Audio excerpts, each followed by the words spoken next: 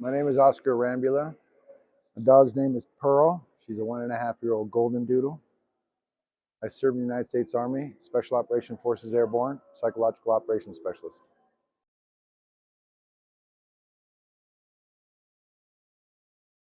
What sort of things happened to me during my service? A lot of things happened.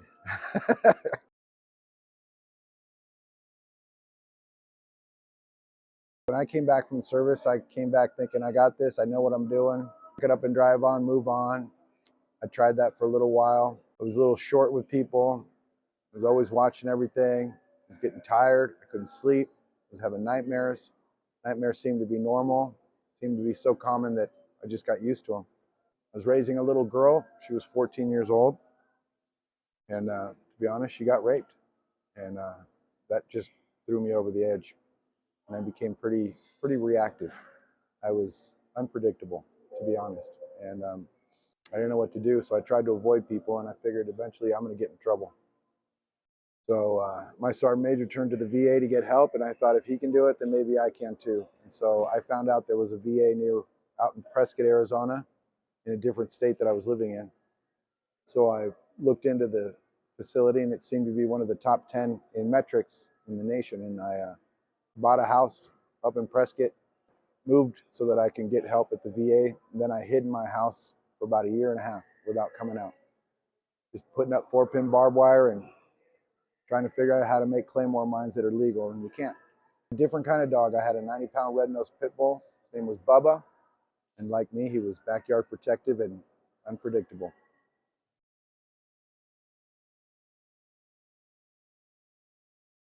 The turning point occurred when one morning I was on the phone with somebody talking about really nice things about spiritual matters and feeling great. And I looked out my window and I saw some unknown individual coming around the corner of a 4-pin fence that I had. We had already changed dogs. We had decided, this dog wasn't good because it was reactive, and I was too. And so I'd gotten a little puppy, a golden doodle puppy, and a Vietnam vet was going to help me learn how to, work with me. I saw this individual come around the corner, and I thought, that was strange. Why is that person there? And then instantly I just threw my phone. I blacked out. I don't remember what happened. I had 2 pistols and a shotgun, and I ran out and I did a shotgun on the individual. And he pissed his pants, and I checked him for everything. Quizzed him on his ID. He wasn't making sense to me. He didn't, why are you here? Why are you here? And I just imagined the worst, and I felt that that was true. And I came inside screaming to my then wife, who's no longer my wife, and I screamed at her and I said, call the police, I got a suspect. And the look on her face is what was the turning point. She said, what is wrong with you? Put the shotgun down. And I didn't understand what she was saying, but I knew she was right. And I set it down.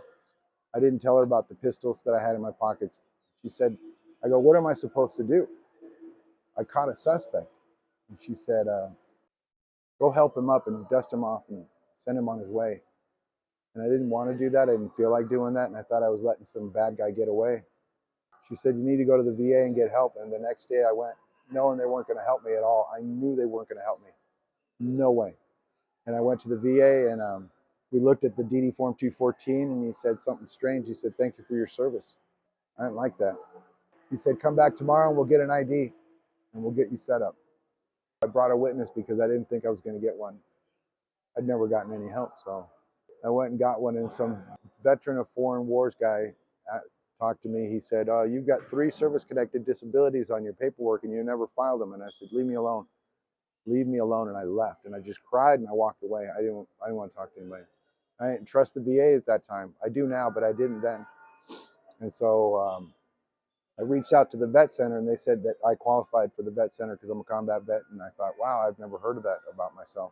So I went to the vet center and I met an old crotchety airborne guy from Vietnam, and I closed the door and I said, can we talk? And when we started, I thought there was no way that he's going to help. I said, I don't want this on the record. I don't want a service connection. I just want to get rid of the nightmares. If that's all you can do for me, that'll be great.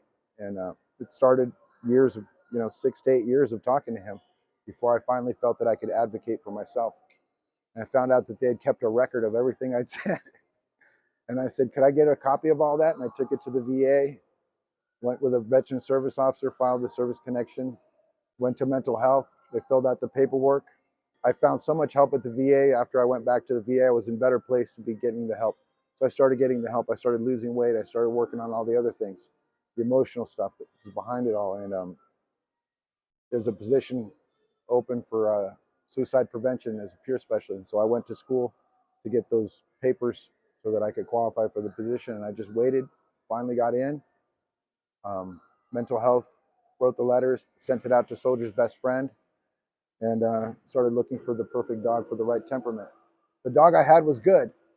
He helped me a lot because he would be on the bed with me at night.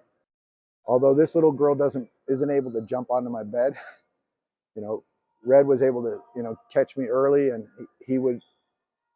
The weird thing that a dog will do sometimes is when somebody unknown approaches or a sound is unknown and it's making it out there in the dark, I would, I'd go into normal mode. I'd grab the flashlight, the rifle, start moving and looking around, and then after about 45 minutes, I'd call the crisis line and come off the ledge.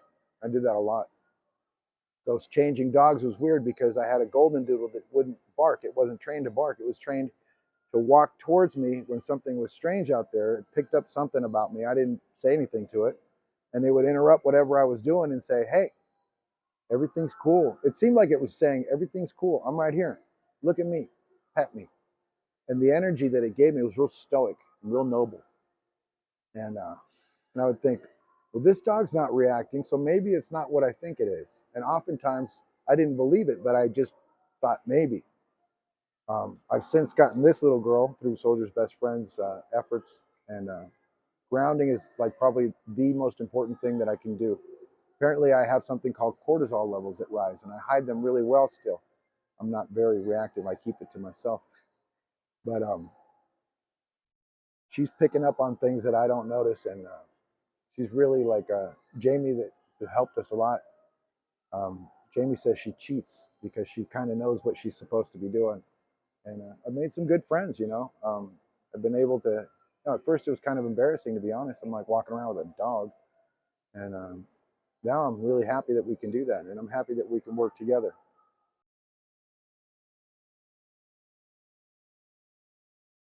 Well, I don't feel alone when I'm out and about in public. And I always felt like I have to protect myself. And I'm not going to describe how I do that or what I think about, but it has a lot to do with avenues of approach and avenues of escape. I don't have to park so early outside and do perimeter checks of everything before I enter a door or a building or a restaurant or a supermarket. I don't have to wait till I think nobody's going to be in the restaurant or nobody's going to be in the supermarket. I don't have to wait for other people. I can, walk in, and she sits and she's down in front and she gets behind me and she does certain things that seem pretty innocuous at first, but they make a world of difference because now I'm more focused on how she's doing and I'm not thinking so much about what they're out there doing. So she's got me grounded more. I guess it's more like I'm present. I'm more present. Well, I would introduce myself. I would uh, see what branch of service they were in. I'd let them know I was in service and ask them if they wanted to consider getting me help from a service dog. And I'd explain to them the things that have happened for me. My little journey, as small as I can. Matter of fact, that's what I do for a living now. I do outreach. I reach veterans all the time. And somehow we can connect. And I've got 3 vets right now that are waiting to get through the program or at least apply for it. I'm trying to be a good example of what this can do for you, and I'm on my way. I still have to do mental health stuff. I don't want to. I really don't want to. And I think for me, helping veterans, at the end of the day, I feel like I found my purpose. I'll do it. I have cards on me everywhere I go, and I'm ready to hand out information.